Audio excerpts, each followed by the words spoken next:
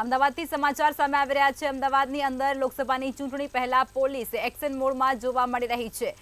અમદાવાદમાં લોકસભા ચૂંટણી પહેલા પોલીસ એક્શન મોડમાં જોવા મળી રહી છે। પોલીસ દ્વારા તપાસ હાથ ધરવામાં આવી રહી છે। ગ્રામીણ એલસીબી વિદેશી દારૂનો જથ્થો ઝડપી પાડ્યો છે। એક કારમાંથી 1200થી પણ વધુ વિદેશી બોટલનો જથ્થો કબજે કરવામાં આવ્યો છે।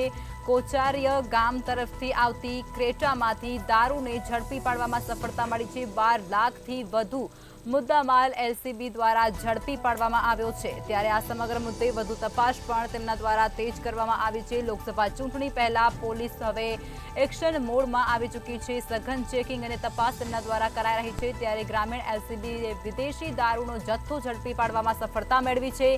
એક કારમાંથી 1200થી પણ વધુ વિદેશી બોટલોનો જથ્થો જપ્ત કર્યો છે।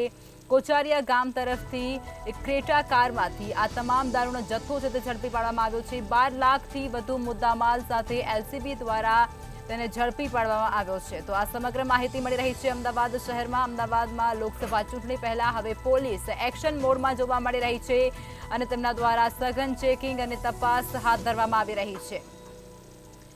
તો ગ્રામીણ એલસીબીને મોટી સફળતા મળી છે। એક કારમાંથી 1200થી પણ વધારે વિદેશી દારૂની બોટલોને જપ્ત કરવામાં આવી છે। કોચારિયા ગામ તરફથી આવતી ક્રેટા કારમાંથી આ દારૂને ઝડપી પાડવામાં આવ્યો છે। 12 લાખથી વધુ મુદ્દામાલ એલસીબી દ્વારા કબજે કરવામાં આવ્યો છે અને ત્યારબાદની તપાસ પણ તેમના દ્વારા તેજ કરવામાં આવી છે।